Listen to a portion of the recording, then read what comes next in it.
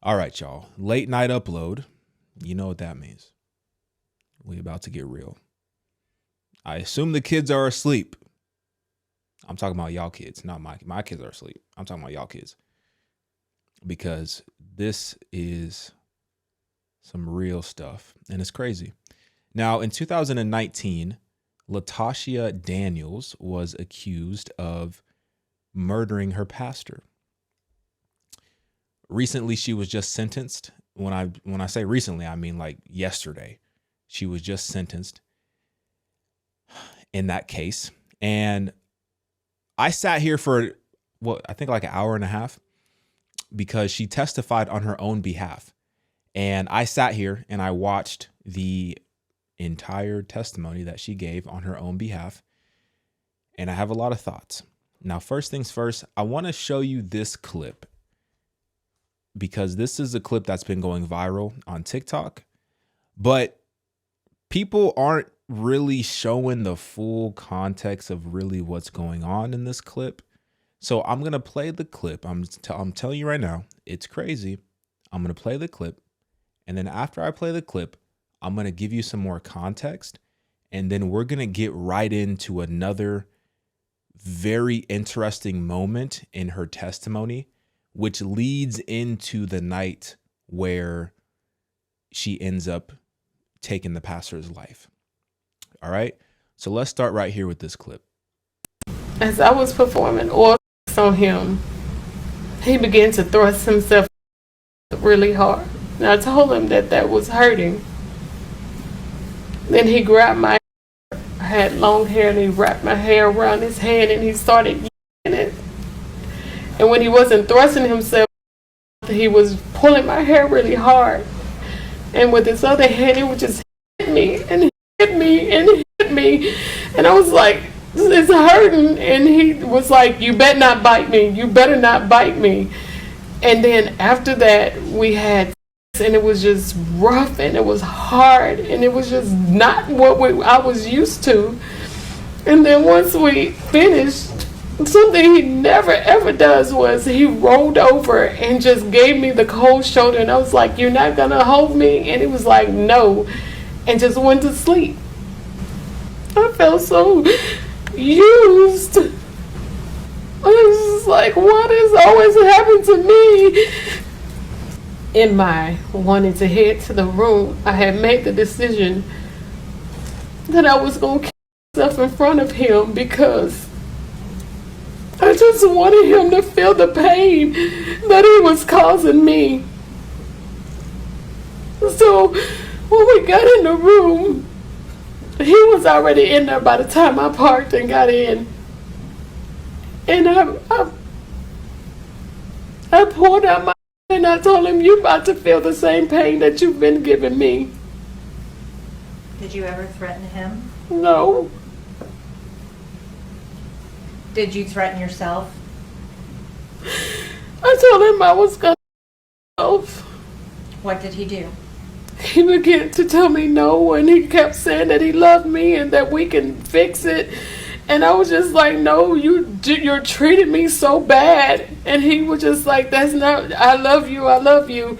And eventually he talked me into putting the gun on the counter. Okay, so after the event took place,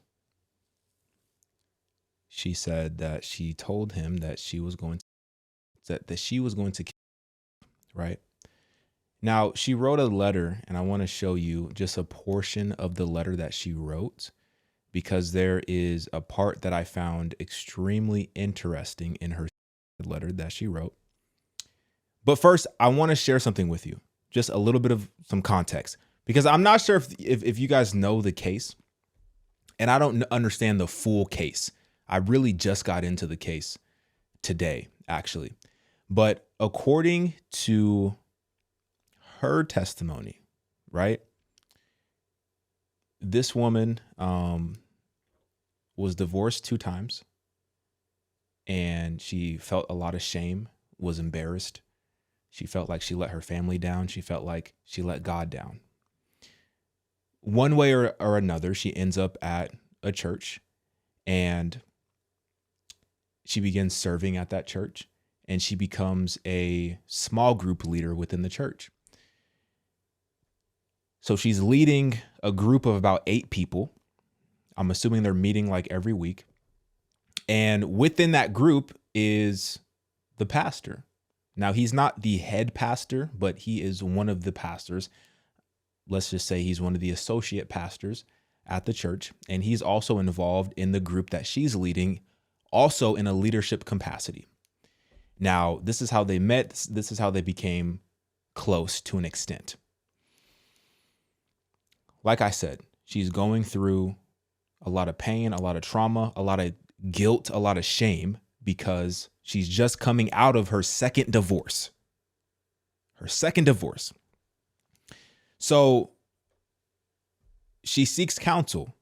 And once again, well, not again, for the first time, because I have not even said this yet, she's a counselor herself. I believe she's an anger management counselor. She's a professional. She deals with individuals who have mental health issues. She has a lot of friends who are professionals in the medical space who she could lean on, who she was leaning on to help her through her mental and her depression and her battles and her anxiety and stuff like that. But she chose to ask the pastor to counsel her, to give her some advice, to help her understand what's going on in her heart and her mind, and to help her get back on track with her walk with God and just in life in general. So the first session that they had, he pulls up to her office. They sit down for 2 hours. And according to her, she tells him, Brodus Perry, so this is his name, Pastor Brodus Perry. She tells him everything that was going on in her marriage, and they had a good conversation. Nothing happened. The only thing that happened that was weird, that she said, was he was sitting with his hands in his pocket the entire time. And she thought that was kind of weird, but she didn't really think too much of it. During the second session that they had, which I believe happened maybe a week or 2 later, during the second session, he comes in, hands are not in his pocket this time. And she says, I'm just curious, the entire first session, you had your hands in your pocket, and I thought that was kind of weird. What was that? And he told her, once again, according to her testimony, he told her, I was trying to maintain my professionalism.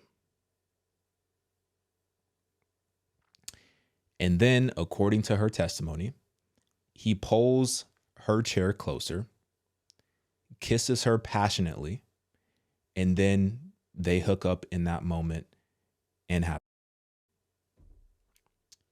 This is in the second counseling session. So this is a pastor who's supposed to be counseling a woman within his congregation, trying to lead her back to Christ.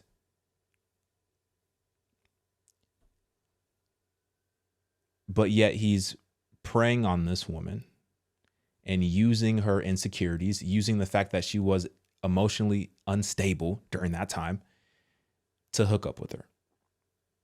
And that's exactly what happened. Now, once again, this is all according to her testimony. He's not here to give his side of the story. And it's unfortunate. And I was really thinking about this story, and I'm like, yo, just look at the devil. Look at the devil. To steal, to kill, and destroy. Look at the devil. And look at the power that lust has over us. What does the Bible say? Sexual immorality is the only sin that you commit against your own body. Look at the bondage that sexual immorality has, that lust has. Anyway, I want to play this. This is her reading a portion of the suicide letter that she wrote to her family, to her children, to her mom, to her friends. All right, let's get into it. I'm sorry for letting all of you down, and I love you all so much. I wish I could love myself as much as I love you all. Please take care of my fellas and always remind them of my love for them. I'm not being selfish. I just don't know how to continue bearing the pain I have felt for over 25 years of my life. With each loss, hurt, disappointment, etc. I've experienced through the years, it only added to my current state of mind. I thought I could continue to push through and be strong, the strong Tasha everyone know, but I can't. I'm weak, and I have been for over the past year and a half. I thought I would bounce back. I prayed consistently, but I guess God no longer hears my prayers since I wasn't doing His will. I'm not perfect. I've messed up so many times in my life. The thing I wanted to be the most successful in, I messed up not once, but twice. Well, really 3 times. I will leave that for you all to find in my journal.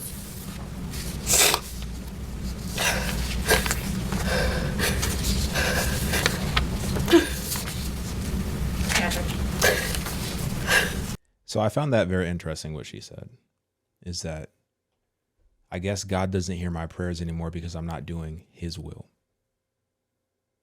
She also said that because the individual Brodus, the pastor who she was dating, who married man, so this is an affair, she said that the head pastor knew about the affair.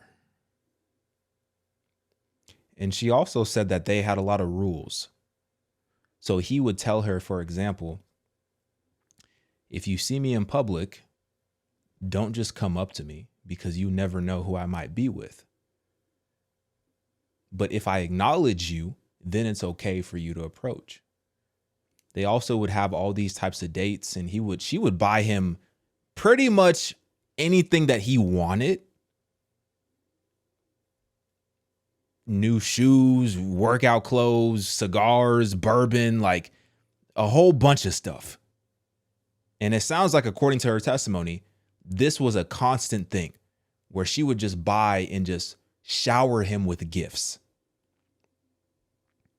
But on the flip side, he had a lot of rules that he would impose on her. One of the rules was when they would stay in hotels so that they could hook up in hotels, she wasn't allowed to have any clothes on.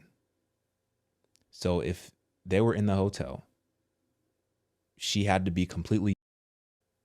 And if she forgot or if she was cold and had some clothes on, according to her, he would get really upset and he would withdraw from her emotionally and physically.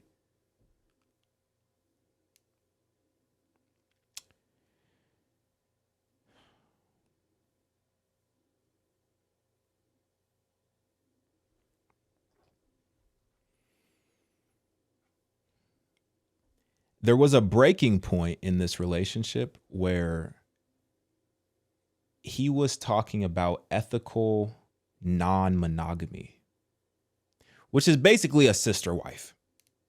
He said that he wanted to have a sister wife.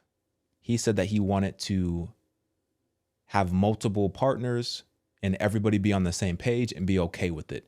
Remember, this is a pastor. This is a pastor. He also told her that he wanted to have other people watch while they hooked up. This was a very big fetish for him. And they had conversations and they would talk about their bucket lists, about things that they always wanted to do but never did. And one of the things that he said that he always wanted to do was hook up with multiple people at the same time. And he said that he had done that, but he had to pay for it. But he wanted it to happen naturally without having to pay for it. And this was something that was on his bucket list.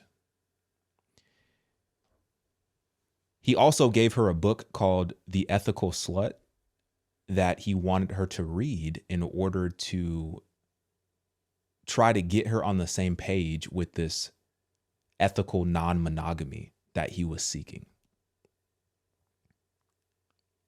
Now, I guess And I keep saying according to her testimony because like this is according to her testimony. This is just a single side of the story. But according to her testimony, his wife, the pastor's wife, was okay with him dating other women as long as she did not know the woman and the woman was not in the same city as them. Those were the two conditions. But his wife did not know that he was dating her.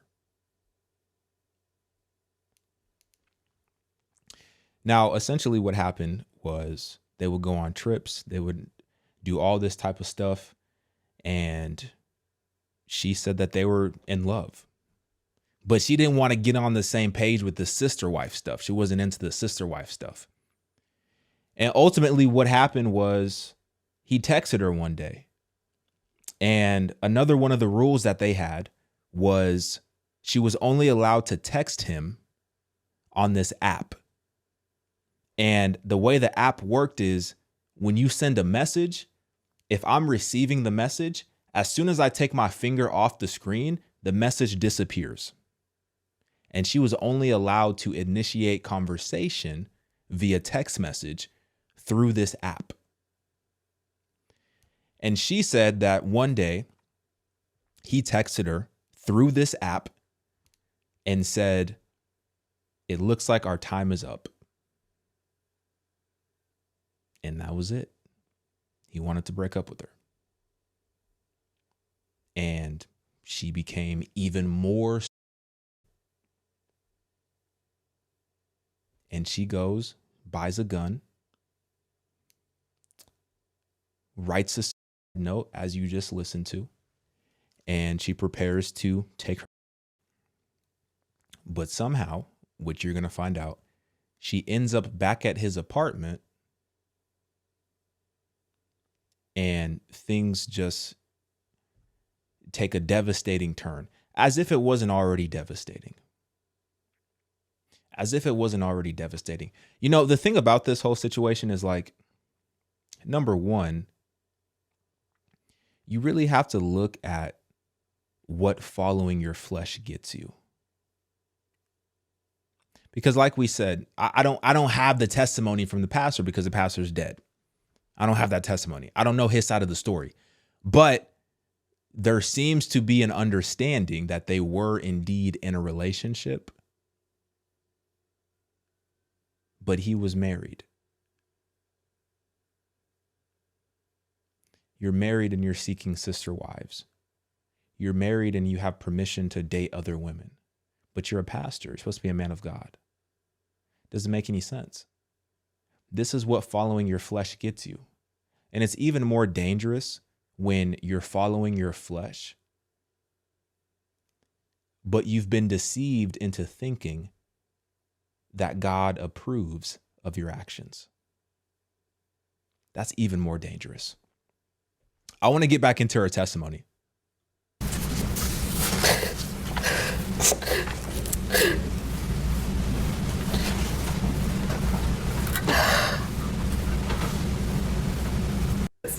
And that's the phone she used for.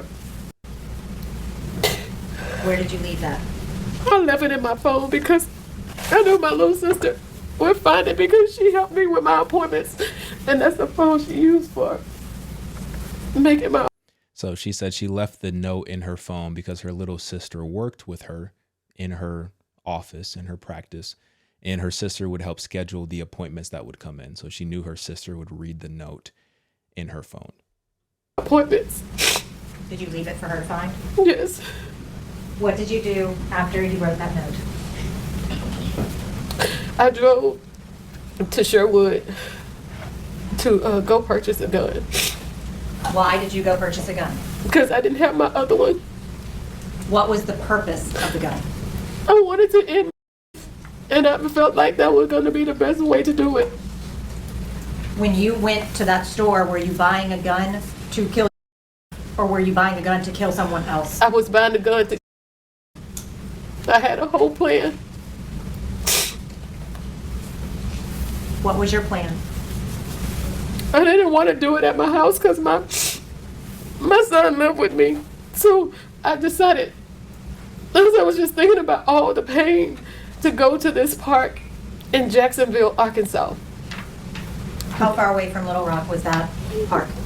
Jacksonville might be about a 20-minute drive from my home. And the reason why I chose that was because that's where Brodus was. He wasn't from Jacksonville, Arkansas, but the Jacksonville part of it was attached to him.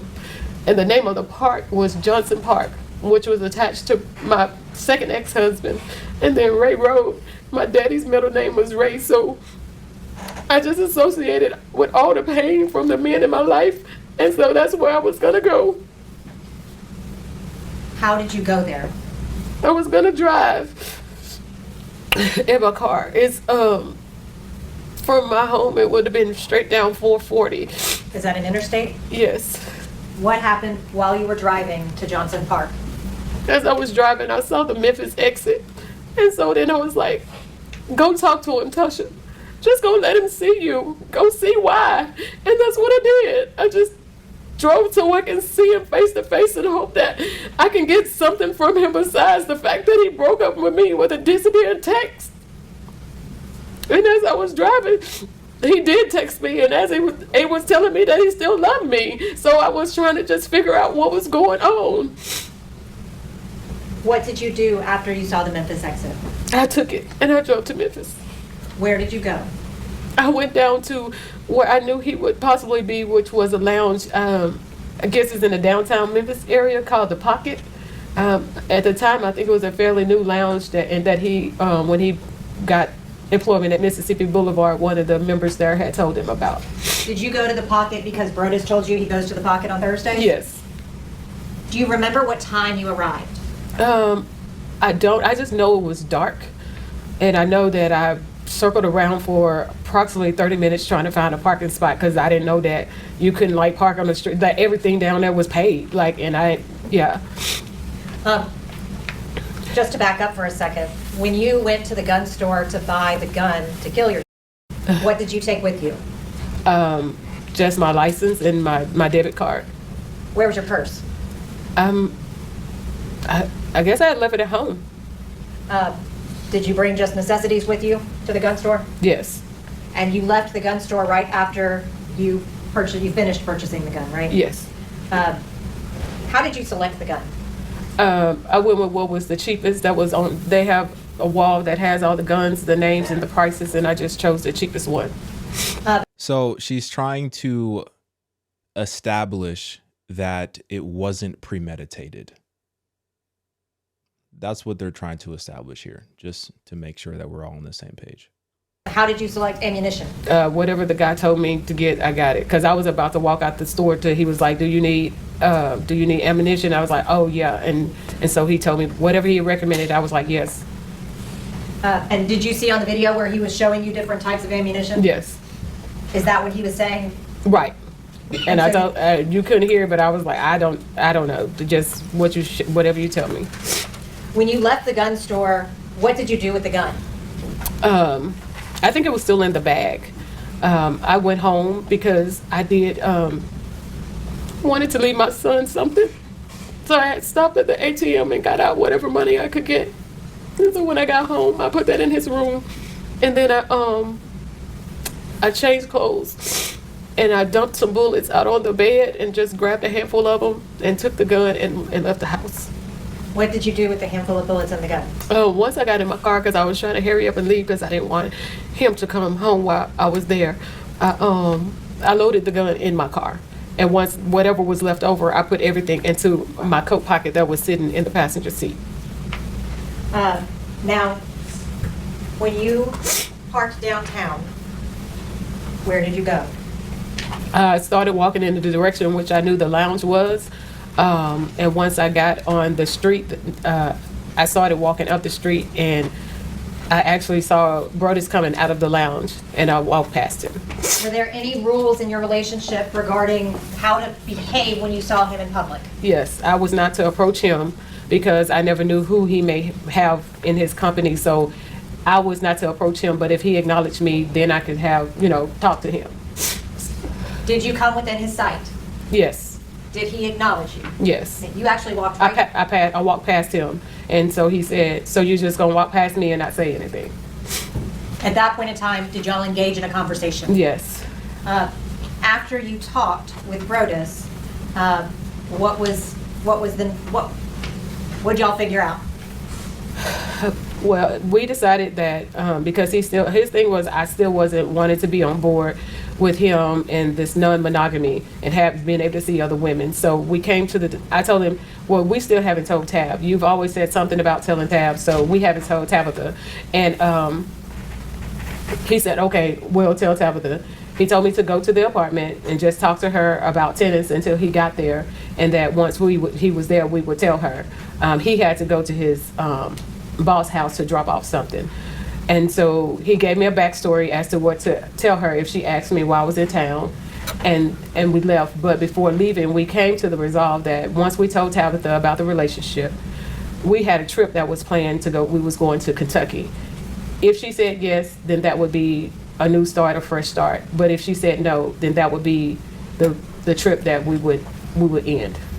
Okay, let me just say something because this is about to get insane in a second. He breaks up with her via text, says, I think our time is up, via disappearing text, right? She loses it, has an episode, writes a letter, buys a gun, plans out where she's going to go to this park, but then says, you know what? I need to go to see him one last time to get a final closure. Because, and this is something I didn't pick up the first time I watched it. She said that he was texting her still. Even after he broke up with her, he was texting her talking about how much he loves her and stuff like this. And here's the thing. Let your yes be yes, let your no be no. If he just stayed consistent with what he said, and I'm not saying that nothing about this arrangement relationship is right. Like, this is just a crazy, wild situation.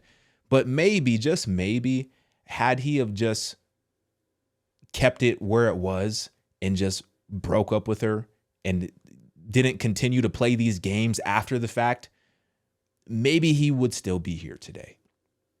I don't know what would be the case for her, but maybe if he actually had some manhood about him, number one, he wouldn't have been in this situation in the first place. If he actually feared God, he wouldn't be in this situation in the first place. Number two, if you're in that situation, okay, be a man and approach her face to face and have that conversation, and break up with her face to face and have that conversation, because you already know you're dealing with somebody who is mentally unstable. You've already established that. And I think that's probably the reason why he pursued her. That's probably a large portion of the reason why he pursued her, because he knew that she was mentally unstable. So knowing that, he knew that she would be much more receptive to his manipulative behavior. And that's exactly what she described, is the manipulation, the abuse, the emotional, spiritual abuse. And that's the thing too. When you add the spiritual component into it, like, this is your pastor. Like, he knew what the potential outcome was probably going to be. This was not the first time that she had spoken about harming herself in this way. So why would you just send a text message knowing that she's mentally unstable, knowing that you're her pastor, who she's been hooking up with, who she's madly in love with for X amount of time? Just the lack of accountability, the sheer disrespect for God, it's so insane to me that this happens. It's so insane to me. And you remember I reacted to a video on my second channel. I reacted to a video where this young dude, he said that on Halloween night or something, I don't know, was it Halloween night? Some night, he was supposed to go out with his friends, right? And God was telling him, keep your butt in the house and stay in your bed. And that's exactly what he did. And that one decision ended up saving multiple people's lives, right? I just think about what could have possibly been that one decision that could have saved so many people's lives. Because you look at her, she's in prison. He's dead. His wife also got shot, is devastated. Her sons, their mom is in prison. Broken families, death. Like, this is some real stuff. And I'm sure there was multiple times where just a singular decision could have avoided all of this. And this is very true in our own lives. Literally, we are a singular decision from avoiding some stuff or getting into some stuff. Let's continue. Did Brodus indicate to you that he was going to tell Tabitha while y'all were at the apartment Yes. about your relationship? Yes. And what would have happened, or would you have been allowed to tell Tabitha without his okay? So Tabitha is his wife. So he says, and this is another part. He says, according to her testimony, he says, okay, we're going to tell Tabitha, my wife, I want you to go to my apartment first. I want you to go to my apartment first. See, this is where things don't add up. And it's like, I know you're under oath, but this don't make no sense. Go to my apartment and wait for me to get there, but go inside of my apartment and wait for me to get there with my wife. Go make small talk with my wife and wait for me to get there. I'll be there in 30 minutes.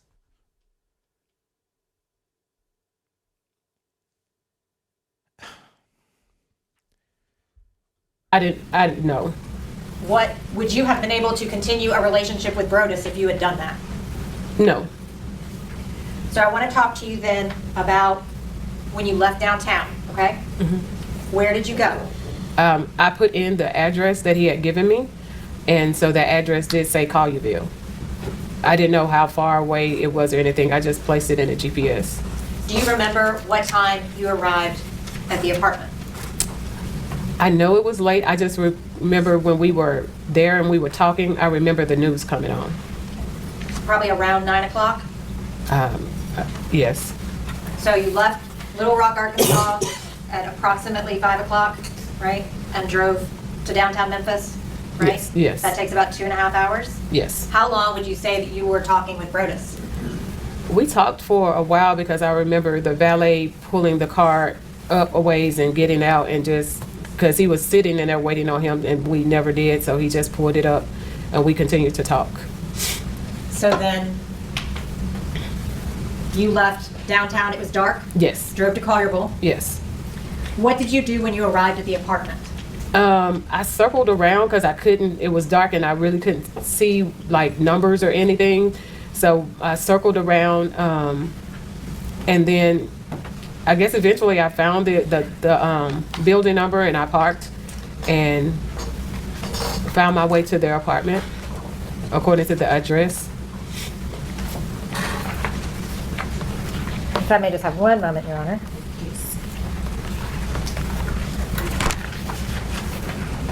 This is part of Exhibit 12.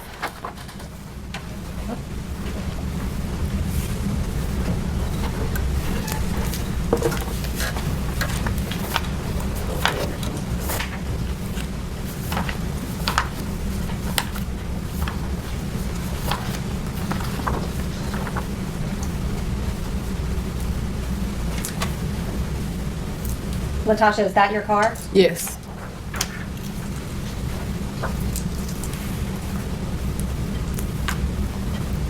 Is this also a photograph of your vehicle? Yes. Which vehicle is yours in that picture? The silver one?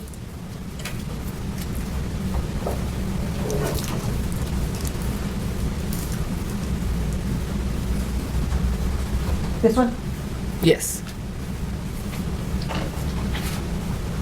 While you were sitting in your car, did you call Brodus? I did. And I shared with him that I was a little nervous and could we just go somewhere and talk? And he said, no, we're going, you wanted to talk to Tabitha, we're going to talk to her.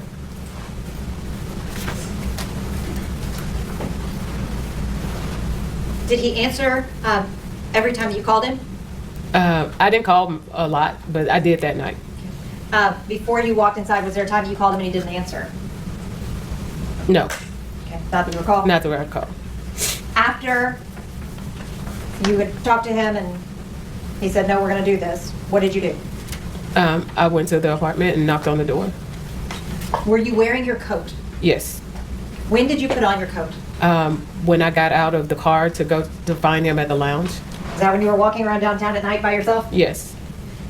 Did you ever take your coat off after leaving downtown? No. When you left downtown, how would you describe your feelings? I was a little hopeful. I was like, okay, maybe, we can get some resolve. We can get back to normal. And so that's what I was focused on. And when he insisted on telling Tabitha, did you get even more hope? Yes. So what did you do? Did you get out of your car? Yes, I got out of my car. Were you still wearing your jacket? Yes. Did it register to you that you had a gun in your pocket? It did not. Did you go to the apartment? I did. What did you do when you got to the door? I knocked on the door. And I can't remember, but I ended up bending down. And that's when she said, I'm not going to open the door for someone I don't see. And so I knocked again. She didn't know she had a gun in her pocket. She driving with a coat on. Gun in her pocket. She got out of the car at the cigar lounge to talk to Brodus. Gun in her pocket. Got back in the car, gun in her pocket. Gets out of the car at his apartment, gun still in the pocket. The whole time not knowing the gun was in her pocket. And that's when she was like, Tasha, is that you? What do you mean you bent down? I don't know if I couldn't remember if it was time or sure or something. I just remember bending down, which is why she didn't see me when I knocked the first time. You just don't remember? No, I don't. Yeah. Who answered the door? Tabitha. What did she do when she answered the door? She once she opened it, she embraced me and said hello and welcomed me in. Did you go inside? I did. Where did you go when you went inside? She positioned for me to toward the couch, and she sat on one end and I sat on the other. And that would be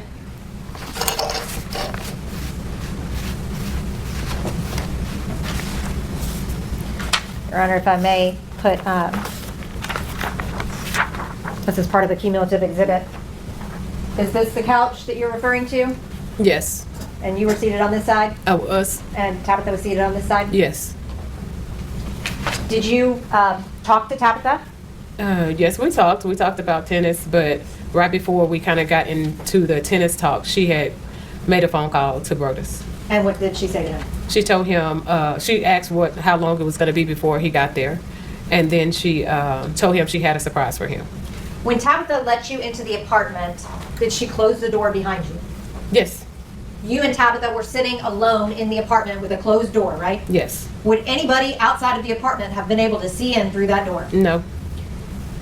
How long did you sit talking with Tabitha? Again, I know the news ended up coming on, so maybe 15 minutes or so. At any point, did you pull your gun out and threaten Tabitha? No. At any point, did you verbally threaten Tabitha? No. At any point, were you trying to hurt Tabitha? Not at all. Were you happy to be there about to have this conversation with Tabitha? Yes. Was Brodus there yet? No. Now, I want to talk to you about when Brodus Perry arrived, okay? So I guess with the whole premise is what? We're going to have this conversation. If she agrees to this conversation, her being his wife, if his wife agrees to bring Latasha into the marriage as like a sister wife situation, then we'll continue the relationship. If she says no, then we'll go on one final trip and that will be it. Here's the thing I just want y'all to understand. I understand a lot of people have been through some very traumatic and painful stuff. regardless of where it stems from a relational standpoint, from, from whatever, you fill in the blank. I'm not going to sit here and try to, guess what it is. You fill in the blank. Ultimately, we have to understand that our value, our worth, it comes from the one who created us. A human being cannot determine how valuable we are when God already determined it. He created us in his image. In his image. And he said it was good. Why are you listening to the opinions? Why are you allowing the world, individuals, to make you feel inadequate and useless to the point where you want to remove yourself from this earth or inflict harm on somebody else? Because she even says it. She admits, she says, yes, I shot him, but she says she wasn't meaning to. The whole setup here is that she was meaning to actually off herself, but one thing led to another. She blacked out, ends up shooting him. It's just such a frustrating scenario altogether. And it could have been completely avoided. When he walked in the door, could you see him? Yes. Can you describe his demeanor when he saw you? When he came in, he didn't look surprised or anything, which is what I thought he would do since he knew I was going to be there. But he was just like, I think Tad was like, surprise. And he was like, this is not a surprise. I thought you had some keto cookies for me. And from there, he was like, what are you doing here? And then I went with the story again that I was in town for a conference. And we just kind of started engaging in small talk. He came and sat beside me. And then after about a minute or so, it was like, would you like a pour? What is a pour? A pour is some bourbon. Did you accept the pour of bourbon? I did. Where was Brodus seated? He was approximately a foot or two from me. I'm putting back up from the cumulative exhibit. That blue chair? This blue chair right Yes. here? And you were seated here? Yes. And Tabitha was still seated here? Yes.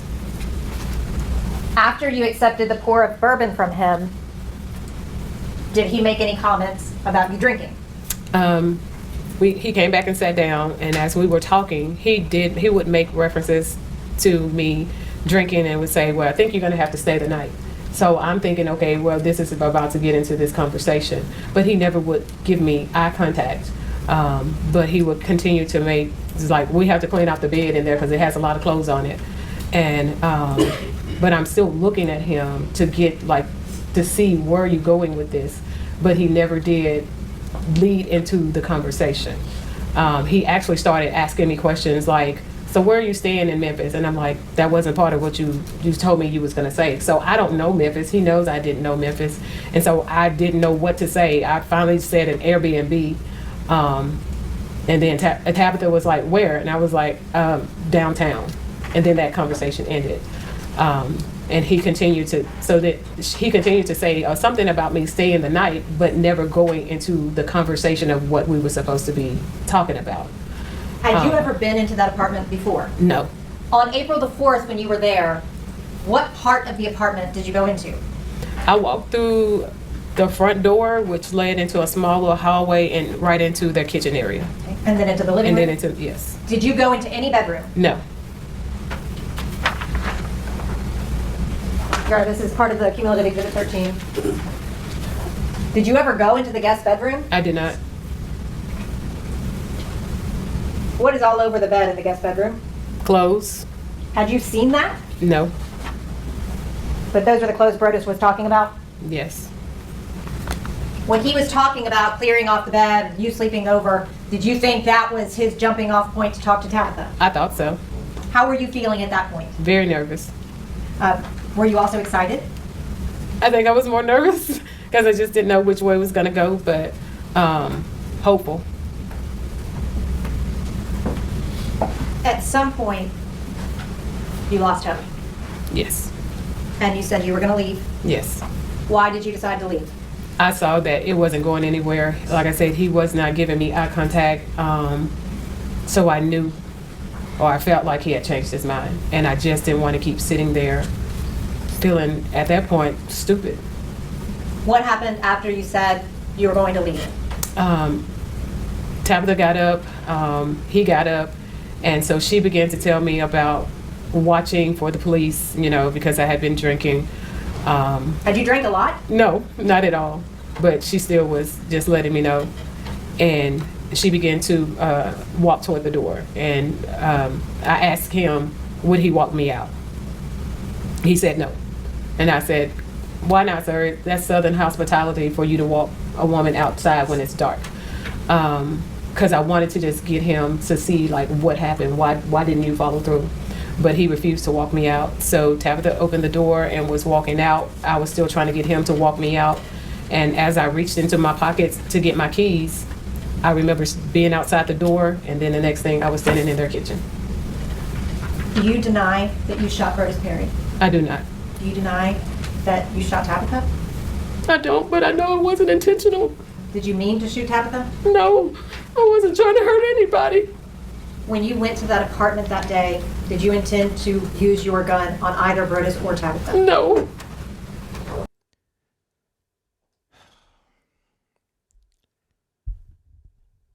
I don't know. According to what she just said, it sounds like she just blacked out. Sounds like she just blacked out. She said she was walking out the door, reaches into her pocket. I'm assuming she realizes she has the gun, and then next thing she knows, she's in the kitchen firing. Like,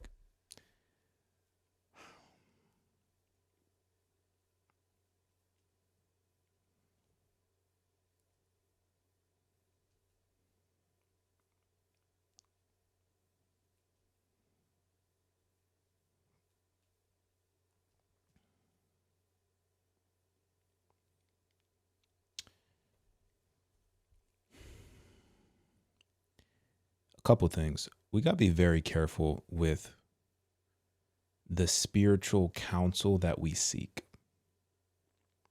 We have to be very careful. I don't want you guys to be paranoid,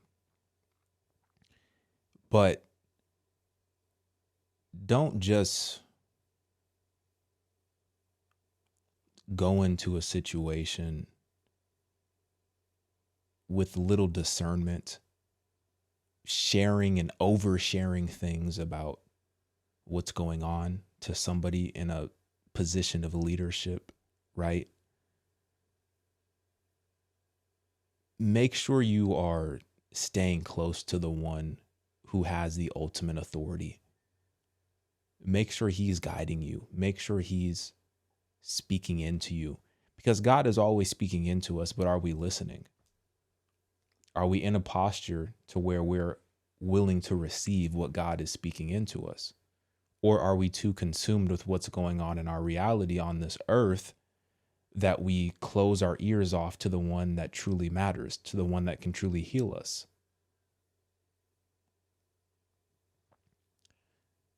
Because like I said, I understand we all go through some stuff. But that's just going to happen here on earth.